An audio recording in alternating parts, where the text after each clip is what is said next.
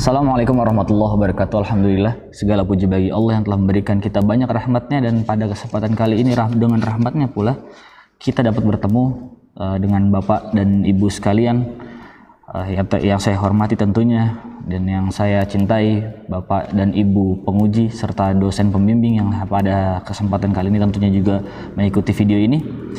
Izinkan saya, Muhammad Rashid Ridha, pada kesempatan kali ini memaparkan proposal dari skripsi saya yang berjudul Pengaruh Research and Development Expenditure terhadap firm performance pada primary consumer goods yang tercatat di Bursa Efek Indonesia pada tahun 2013 sampai 2017. Sejatinya primary consumer goods adalah sebuah judul yang baru dikarenakan pada tanggal 25 Januari 2021 BEI atau Bursa Efek Indonesia melalui webnya telah mengumumkan pengklasifikasian sektor kembali lebih detail, di mana terdapat telah dibagi dua consumer goods yang biasanya jadi satu. Ada yang antisiklis yang sifatnya memang kebutuhan rumah tangga, anggap saja seperti makanan ya. Kalau kita lebih rincikan lagi seperti pembersih lantai dan lain-lain, yang cenderung tidak dipengaruhi oleh pertumbuhan ekonomi dan lain-lain. Seperti kebutuhan pokok makanan misal, itu masuk dalam primary consumer goods, berbeda dengan yang non primary consumer goods seperti mobil, layanan iklan, advertising dan lain-lain. Bapak dan Ibu sekalian, mengapa ini menjadi menarik? Ini akan menjadi poin yang paling panjang di antara pemaparan saya yang lain, karena pemaparan saya yang lain tentunya bisa dilihat di proposal saya. Tapi mengapa ini menarik? Indonesia adalah negara yang sangat konsumtif. Seharusnya research and development itu bisa dilakukan di Indonesia. Selama ini apa yang dikatakan oleh pembimbing saya dan saya menyetujui, di mana research and development kebanyakan dilakukan di negara induknya. Kita ambil contoh misal teknologi, Samsung, iPhone dilakukan di Korea dan di Amerika, padahal market di Indonesia sangatlah besar.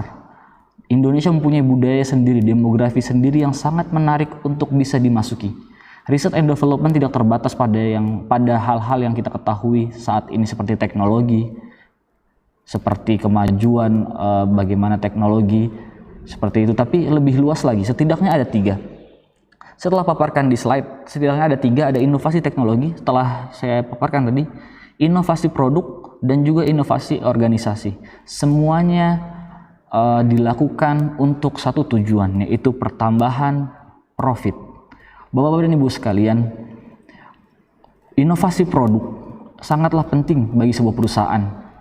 Maka dari itu, di Indonesia sendiri, kita ambil contoh makanan. Ada hukum law diminishing utility, di mana pemakaian sebuah produk yang terus-menerus akan mengakibatkan, kalau bahasa kita, kebosanan. Dan ini harusnya diantisipasi dengan mereka lebih banyak melakukan research and development untuk mengembangkan atau bahkan memperbarui produk yang telah ada. Sehingga salah satu tantangan mereka itu law diminishing utility bisa dikurangi atau bahkan bisa hilang. Konsumen akan terus memakai brand dari produk tersebut. Baik, kita masuk kepada rumusan masalah. Apakah R&D expenditure mempengaruhi kinerja perusahaan sektor primary consumer goods? Yang tadi saya telah katakan non-cyclicals yang tercatat di BEI pada tahun 2013 sampai 2017, dan yang kedua adalah apakah variable size, leverage, dan growth yang nantinya disebut sebagai variable control mempengaruhi kinerja perusahaan consumer goods yang tercatat di BEI pada tahun 2013 sampai 2017. Lalu tujuan dari penelitian ini adalah mengetahui apakah R&D expenditure mempunyai pengaruh terhadap kinerja perusahaan primary consumer goods yang tercatat di BEI tahun 2013 sampai 2017. Dan yang kedua, mengetahui variabel-variabel kontrol ini apakah mempengaruhi terhadap kinerja perusahaan primary consumer goods tahun 2013 sampai 2017. Sebelum kita beranjak lebih lanjut, R&D menurut Nana Chaudhry dikatakan sebagai proses atau langkah-langkah untuk mengembangkan suatu produk baru dan menyempurnakan produk yang telah ada yang dapat dipertanggungjawabkan, seperti yang telah saya singgung sebelumnya. Bukan hanya itu, yang tadi juga telah saya singgung, bahwa semuanya berbasis kepada efisiensi. Efisiensi menyebabkan pengurangan nilai atau pengurangan cost dari sebuah produksi yang menyebabkan atau bisa menyebabkan atau berpotensi meningkatkan penjualan dan juga pendapatan. Manfaat penelitian, manfaat teoritisnya penambahan ilmu pengetahuan dan referensi untuk pembacanya, kita harapkan seperti itu. Manfaat praktisnya adalah untuk perusahaan, referensi dan evaluasi untuk kebijakan perusahaan, dan juga bagi investor bahan pertimbangan untuk menentukan penanaman modal. Kita masuk ke bab 2 di mana tinjauan teoritis telah tertulis. Bisa dilihat dari proposal saya maupun di slide saya. Ada teori sinyal di sana, yaitu dorongan perusahaan mengapa mereka mau mengeluarkan laporan keuangan ini. Bahasa mudahnya di zaman sekarang adalah kode. Kode yang dilempar oleh perusahaan bahwa dengan para investor atau calon investor membaca laporan keuangan ini, mereka bisa menilai apakah perusahaan ini dalam keadaan sehat ataupun tidak. Nantinya sinyal ini yang akan pula digunakan oleh para calon investor untuk menilai hal tersebut dan memutuskan apakah layak suatu perusahaan tersebut menjadi ladang mereka untuk berinvestasi. Lalu masuk kepada teori resource based view. Teori ini pertama kali dikemukakan tahun 1984 oleh Werner Feld, yaitu berbasis atau dasar teorinya adalah bahwa apa yang berada di perusahaan tersebut, baik resource-nya, manpower-nya, adalah hal yang sangat penting.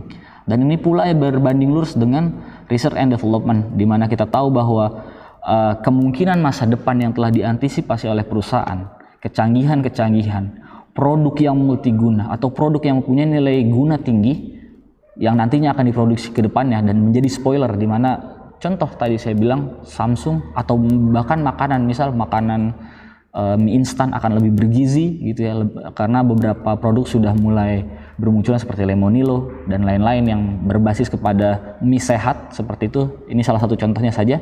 Jika itu terus dikembangkan dan memang bisa mengikis atau menghapus persepsi masyarakat yang selama ini misal mie instan adalah makanan yang kurang sehat, maka nantinya ini akan menjadi menarik karena ketertarikan masyarakat Indonesia terhadap kesehatan walaupun masih cenderung rendah.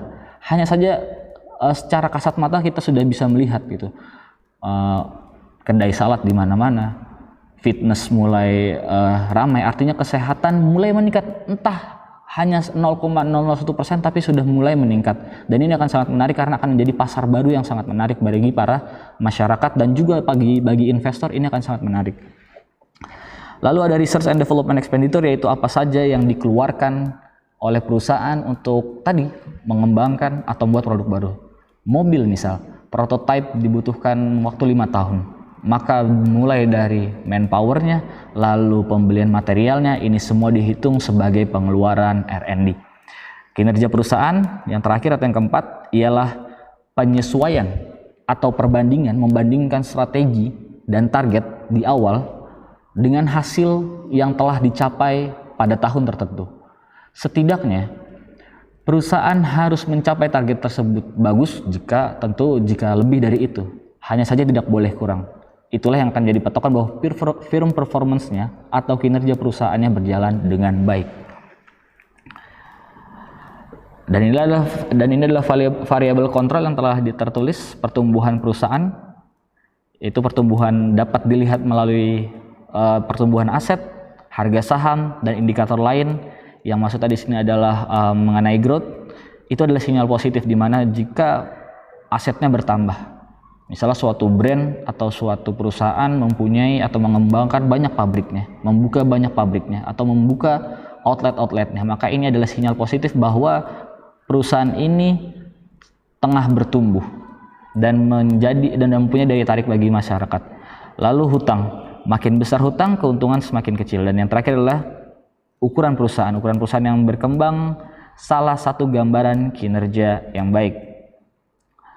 Bapak-bapak dan ibu sekalian, ini adalah catatan-catatan penelitian terdahulu, setidaknya ada 14-15 yang telah saya tuliskan di sini.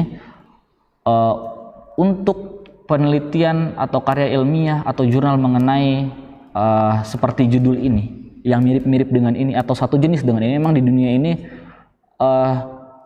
sudah cukup mulai banyak, hanya saja tidak sebanyak misalnya teknologi atau pendidikan. Dalam artian saya ingin mengatakan bahwa biasa yang menulis tentang R&D adalah tentang teknologi, yang dalam hal ini adalah teknik Seperti itu jurnal teknik dan jurnal pendidikan biasanya.